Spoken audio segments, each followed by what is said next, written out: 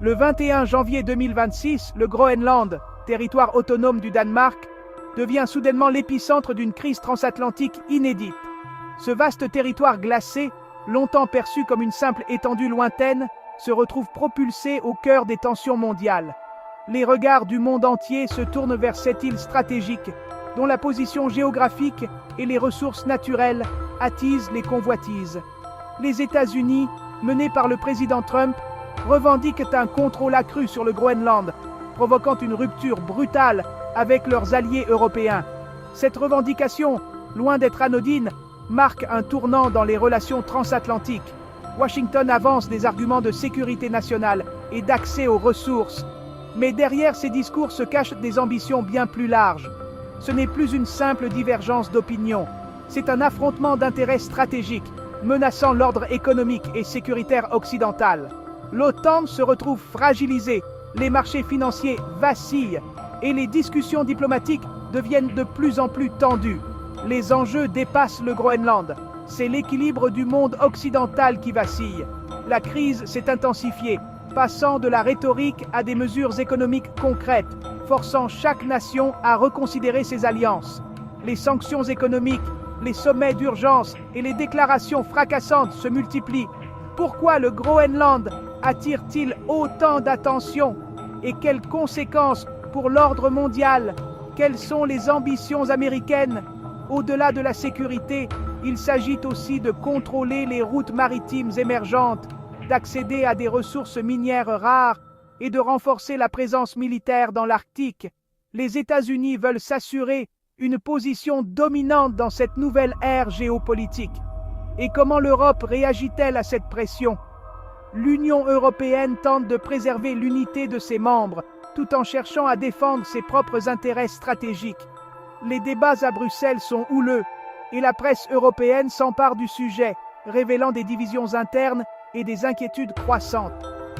Nous explorerons aussi comment le Maroc, à la croisée de l'Europe et de l'Afrique, pourrait tirer parti de ce bouleversement géopolitique. Grâce à sa position stratégique et à ses ambitions diplomatiques, le royaume chérifien pourrait jouer un rôle d'intermédiaire ou de nouvel acteur dans la région arctique. Cette crise arctique pourrait bien ouvrir de nouveaux horizons stratégiques pour les nations du Sud, à condition d'agir avec agilité et clairvoyance. Les pays émergents observent attentivement, prêts à saisir les opportunités offertes par ce bouleversement inédit qui redéfinit les rapports de force à l'échelle mondiale.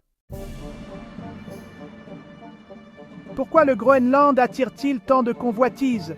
Cette île immense, recouverte de glace, longtemps perçue comme isolée et inhospitalière, est aujourd'hui au cœur d'un jeu de pouvoir mondial. Les regards des grandes puissances se tournent vers elle, fascinés par ses promesses et ses enjeux. Sa position stratégique entre Atlantique et Arctique en fait un pivot militaire et commercial. Située à la croisée des routes maritimes émergentes, elle relie l'Amérique du Nord à l'Eurasie et contrôle l'accès à l'océan Arctique, une région de plus en plus convoitée. Le contrôle du Guyuk Gap permet de surveiller les flux navals entre l'Amérique du Nord et l'Eurasie, un atout majeur pour l'OTAN. Cette zone stratégique est le passage obligé des sous-marins et navires militaires, rendant le Groenland indispensable à la sécurité de l'Alliance Atlantique. La fonte des glaces révèle d'immenses réserves de minéraux et terres rares, essentielles aux technologies modernes, attisant la rivalité avec la Chine. Les ressources naturelles du Groenland, longtemps inaccessibles, deviennent soudainement exploitables, suscitant l'intérêt des investisseurs et des gouvernements du monde entier. Les nouvelles routes maritimes promettent de révolutionner le commerce mondial, et le Groenland devient la clé de voûte de cette transformation. À mesure que la banquise recule, des passages autrefois impraticables s'ouvrent, réduisant considérablement les distances entre l'Europe, l'Asie et l'Amérique. Pour Washington, sécuriser ses ressources et routes est une question de sécurité nationale. Face à la montée en puissance de la Russie et de la Chine, les États-Unis renforcent leur présence militaire et diplomatique, déterminés à ne pas laisser leurs rivaux prendre l'avantage dans cette région stratégique. L'enjeu n'est plus colonial, mais vital pour l'équilibre géopolitique du XXIe siècle. Le Groenland, autrefois en marge, s'impose désormais comme un acteur central, dont le destin pourrait bien façonner l'avenir des relations internationales et la stabilité du monde. 4 acteurs dominent la scène internationale. La Maison-Blanche, l'Union européenne, le Danemark et le Groenland. Chacun joue un rôle crucial dans cette pièce diplomatique où les enjeux dépassent largement les frontières du Grand Nord.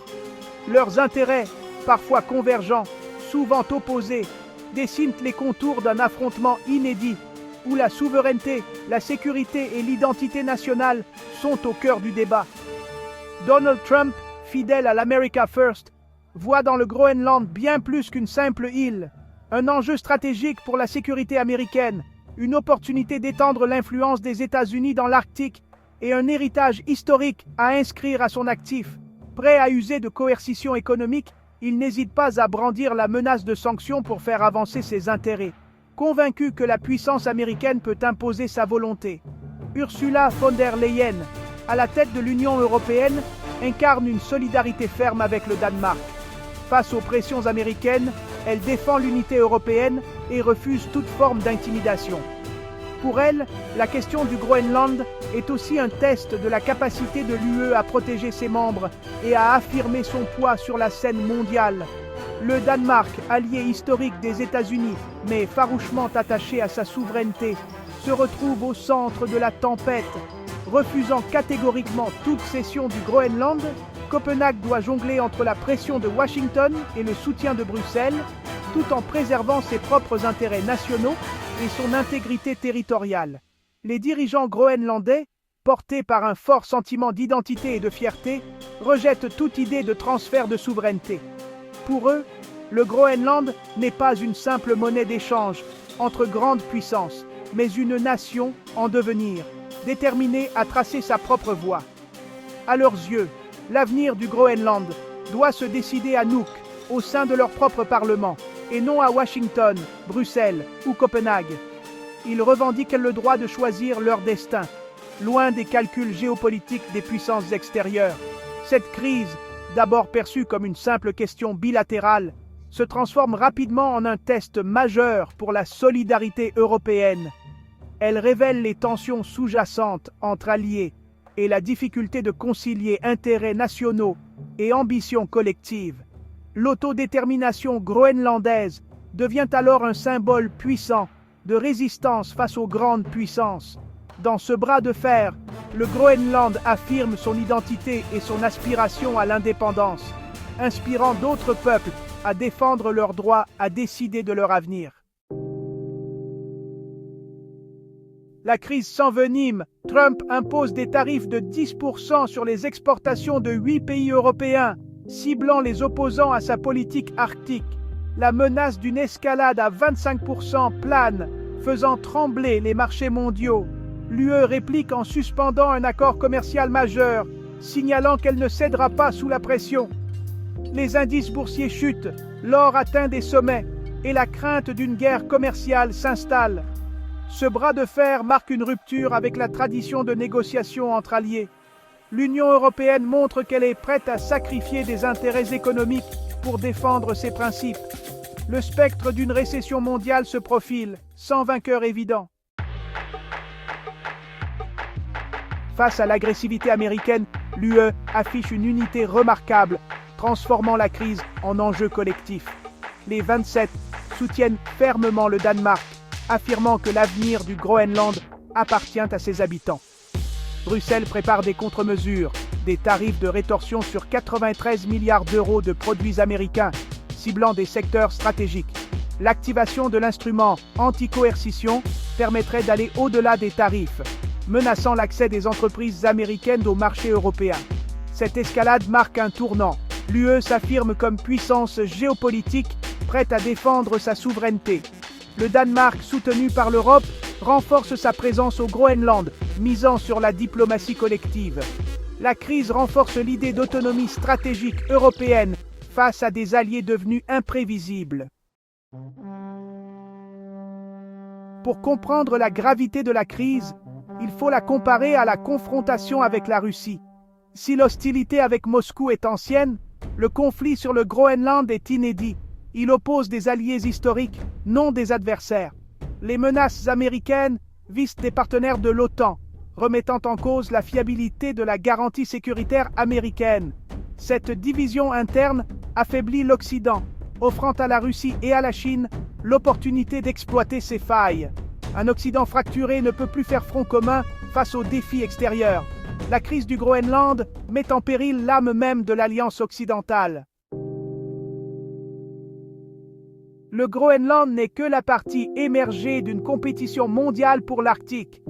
La fonte des glaces ouvre un nouvel océan, attisant la course aux ressources et aux routes maritimes. Les États-Unis, la Russie, la Chine et les États arctiques cherchent à étendre leur influence, militarisant la région.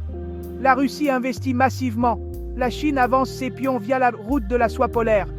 Les États-Unis accélèrent leur stratégie arctique, refusant de laisser la région à leurs rivaux. Cette militarisation accroît les risques de conflits et menace l'environnement. Le Groenland symbolise le basculement de l'Arctique d'un espace de coopération à un terrain de rivalité exacerbée. Au sud, le Maroc voit dans cette crise une opportunité stratégique unique. Sa stabilité, ses accords de libre-échange et sa position géographique en font une plateforme idéale pour les entreprises cherchant à contourner la guerre commerciale. Le Maroc peut attirer des investissements, servir de pont entre l'Europe et l'Amérique et renforcer son rôle diplomatique. L'UE, absorbée par la crise, aura besoin d'un partenaire fiable sur son flanc sud. Le leadership marocain en énergie renouvelable devient un atout pour une Europe en quête de diversification. En misant sur une diplomatie agile, le Maroc peut s'imposer comme médiateur et acteur incontournable. Cette crise est l'occasion de consolider son statut de pilier de stabilité et de prospérité dans l'Atlantique. La crise du Groenland révèle la fragilité des alliances et l'accélération des rivalités mondiales. Pour le Maroc, les risques sont réels, mais les opportunités le sont tout autant. Il s'agit d'adopter une politique étrangère ambitieuse, en se positionnant comme destination d'investissement et partenaire stratégique.